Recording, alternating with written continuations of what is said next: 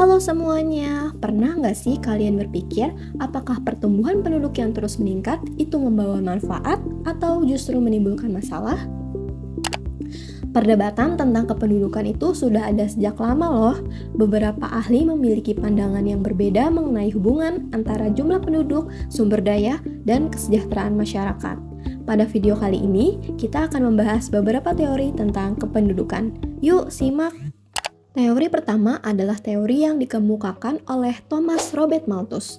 Malthus berpendapat bahwa jumlah penduduk bertambah lebih cepat dibandingkan produksi pangan. Menurutnya, penduduk tumbuh mengikuti deret ukur, sedangkan pangan hanya bertambah mengikuti deret hitung. Jika hal ini terus terjadi, maka akan muncul masalah seperti kemiskinan, kelaparan, dan pengangguran.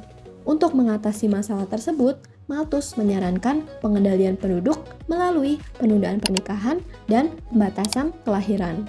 Namun, teori ini banyak dikritik loh teman-teman, karena dianggap tidak memperhitungkan perkembangan teknologi yang mampu meningkatkan produksi pangan.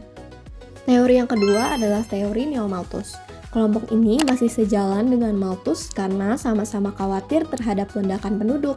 Namun, Neo-Malthus lebih mendukung penggunaan alat kontrasepsi dan program keluarga berencana, teman-teman.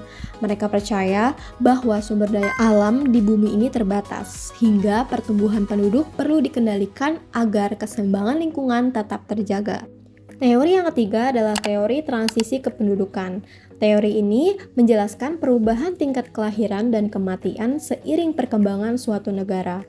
Pada tahap awal, angka kelahiran dan kematian sama-sama tinggi, sehingga pertumbuhan penduduk rendah.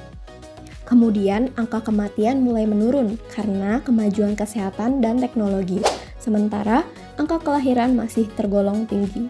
Akibatnya, terjadi ledakan penduduk. Namun, pada tahap lanjut, angka kelahiran ikut menurun sehingga pertumbuhan penduduk menjadi lebih stabil. Teori ini menunjukkan bahwa perkembangan ekonomi dan pendidikan sangat mempengaruhi kondisi kependudukan. Teori yang keempat adalah teori kependudukan dalam Islam. Dalam pandangan Islam, jumlah penduduk yang besar tidak dianggap sebagai masalah, selama manusia mampu menjaga kualitas hidup dan kesejahteraan mereka. Islam mengajarkan pentingnya keseimbangan antara jumlah penduduk, moral, pendidikan, dan tanggung jawab terhadap keluarga.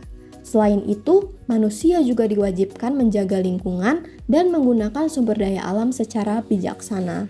Oleh karena itu, Islam lebih menekankan kualitas manusia dibandingkan hanya jumlah penduduk semata. Teori yang kelima adalah teori perubahan iklim.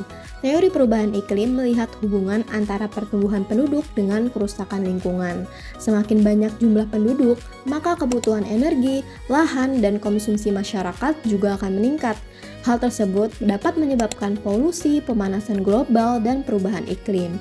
Karena itu, diperlukan pembangunan berkelanjutan agar kebutuhan manusia tetap terpenuhi tanpa merusak lingkungan.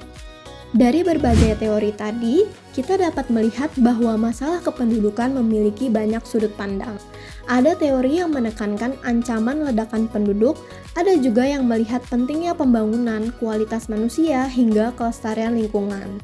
Perbedaan pandangan ini menunjukkan bahwa persoalan kependudukan itu tidak bisa diselesaikan hanya dari satu sisi saja. Diperlukan keseimbangan antara pertumbuhan penduduk, pembangunan ekonomi, kualitas sumber daya manusia, dan keberlanjutan lingkungan. Oke, sekian video tentang beberapa teori kependudukan. Semoga bermanfaat ya teman-teman. See you!